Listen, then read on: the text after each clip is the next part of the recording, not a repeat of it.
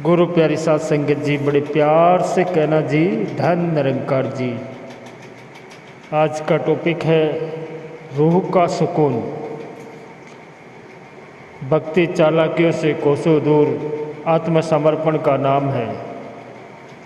जहाँ प्रभु की इच्छा ही मेरी इच्छा बन जाए, वैसे नींव पड़ती है। रूहानियत और इंसानियत का साथ साथ होने का मतलब जीवन को सकारात्मक ढंग से जीना और हर स्थिति में स्थिर रहकर अपने आप को सब्र शुक्र की तरफ लेकर जाना। सत्संग जी, ये दोनों भाव मिलकर हमारी सोच का सतर देते हैं, जो हमें तरस, जिज्ञासा, सत्कार, प्राथमिकता, सम्मान और आत्मसमर्पण जैसी पवित्र भावनाओं से परिचित कराते हैं। जब इस रूह का एक अच्छी दिशा मिल जाए तो वह इस मानव तन को एक पहचान देती है, हर निडर और अच्छे कार्यों के लिए प्रेरित करती है। फिर रूहानियत और इंसानियत के पुल और उनकी खुशबू की तरह इस जग को महकाने लगते हैं। सत्संग जी इंसान को एक सुंदर किरदार में ढालने का काम करते हैं। इस रूह का सही रास्ता और एहसास सिर्फ वक्त के रहबर ही दिखा सकते हैं,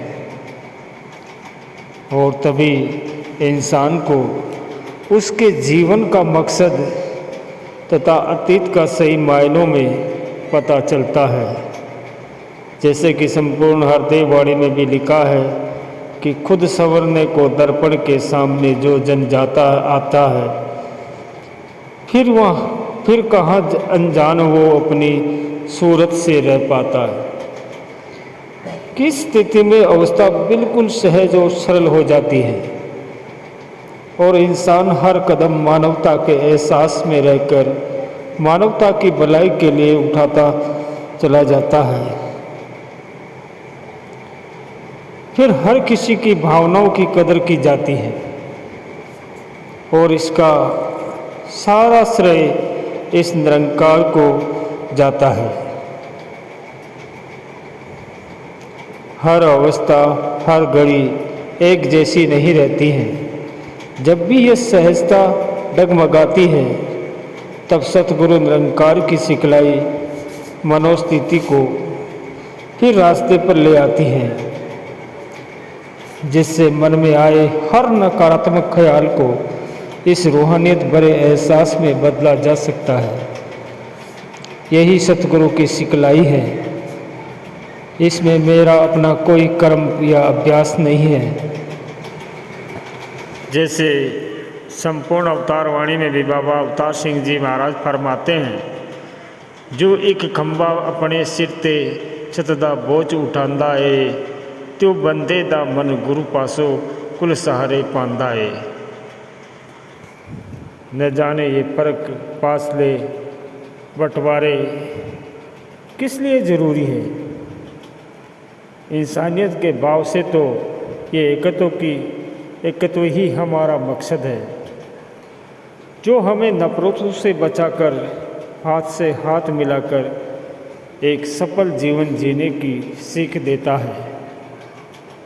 इस प्रभु निरंकार के ज्ञान ने हमें यही समझाया है कि हर किसी की अपनी एक अहमियत है।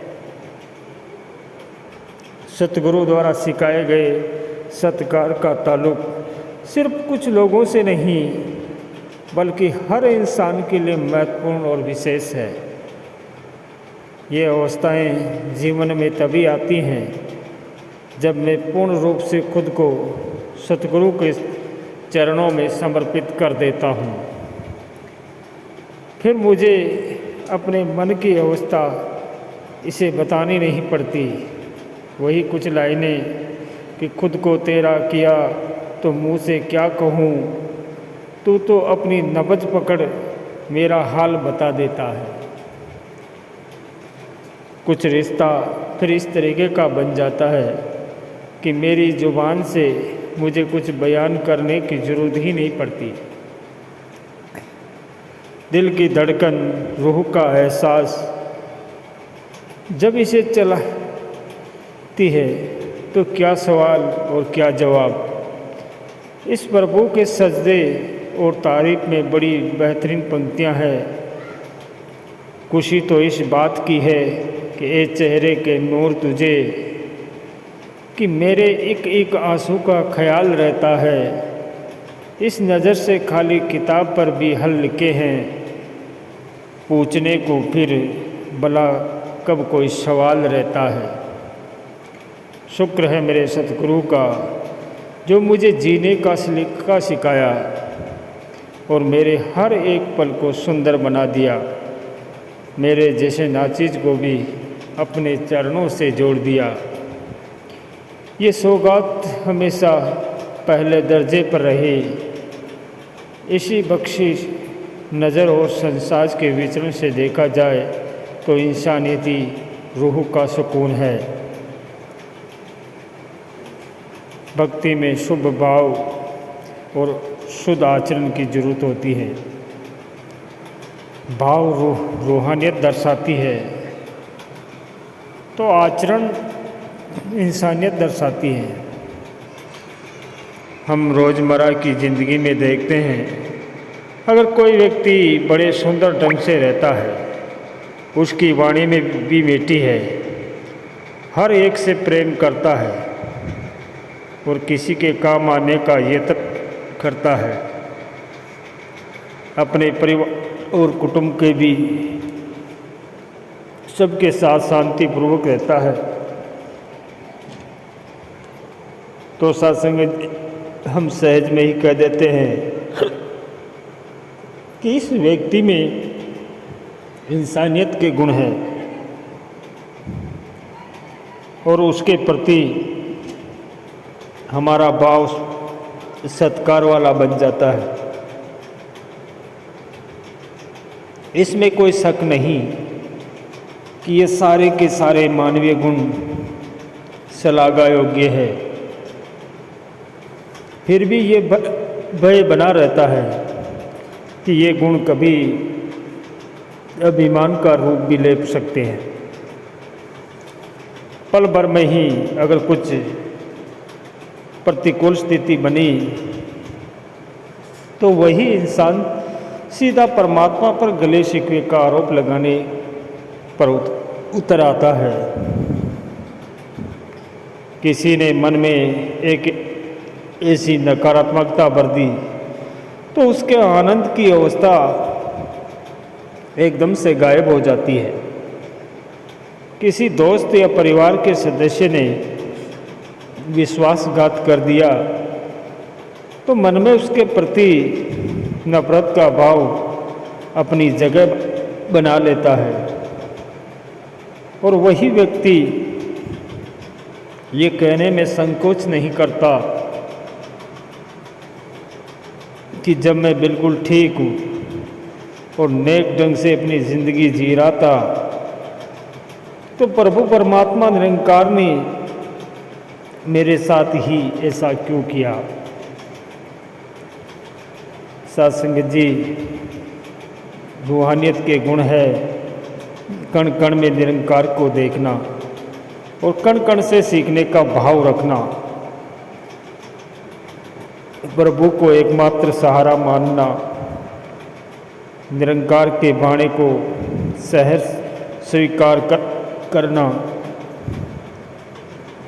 परोपकार, दया, करुणा की भावना रखना, निरंकार को कर्ता मानना, कामनाहीन होकर प्रभु निरंकार की भक्ति करना।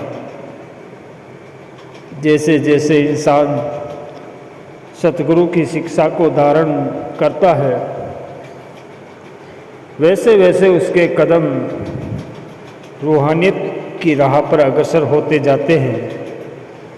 जब रूहानियत से निरंकार व सतगुरु के प्रति श्रद्धा और विश्वास वाले भाव ही भी दृढ़ हो जाते हैं तो वही मानवीय गुण रूहानियत के दिव्य गुण बन जाते हैं और अच्छा कहा जाने वाला इंसान भक्त की श्रेणी में आ जाता है। जहाँ हम भाई कन्हैया, भक्त कबीर, भक्त मीराबाई, भक्त सबरी जी को श्रद्धा से नमन करते हैं, वही निरंकारी जगत में ऋषि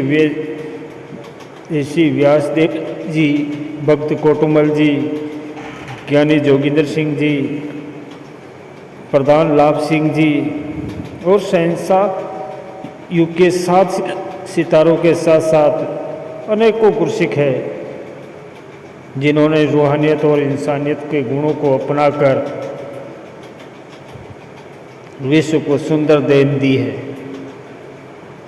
वे हमारे लिए मार्गदर्शक है और प्रेरणा के स्रोत बन जाते हैं। जहाँ रूहानियत के बिना इंसानियत गुण स्थायी नहीं हो सकते, वही ब्रह्म ज्ञान की प्राप्ति के बाद अगर कोई ज्ञान को धारण ही न करे और सतगुरु की शिक्षा की उल्टी दिशा में चले, अपना सुधार करने के बजाय दूसरों के अवगुणों को छांटता रहे, खुद भी नकारात्मक सोच वाला बना रहे और दूसरों में भी नकारात्मकता के भाव उत्पन्न करे, तो फिर वहाँ तो रूहानियत की शुरुआत ही नहीं हुई है। फिर मानवीय गुण तो वह टिक ही नहीं सकते, बल्कि उसके मन की भटकन भी दूर नहीं हो सकती। रूहानियत और इंसानियत संग संग से ही इस धरती पर आने वाला मनुष्य अपने मनुष्य जन्म को सार्थक बना सकता है। वह खुद भी आनंदमय जीवन जी सकता है और धरती के लिए भी वरदान बन सकता है। रूहानियत और इंसानियत को संग संग रखने का सतगुरु ने नुक्ता भी बताया है कि निरंकार के भय में रहता जो जन, इसको जानकर कई हरदेव कर्म वो करता, साक्षी इसको मानकर। सत्संगत जी, प्यार से कहना जी, धन निरंकार जी।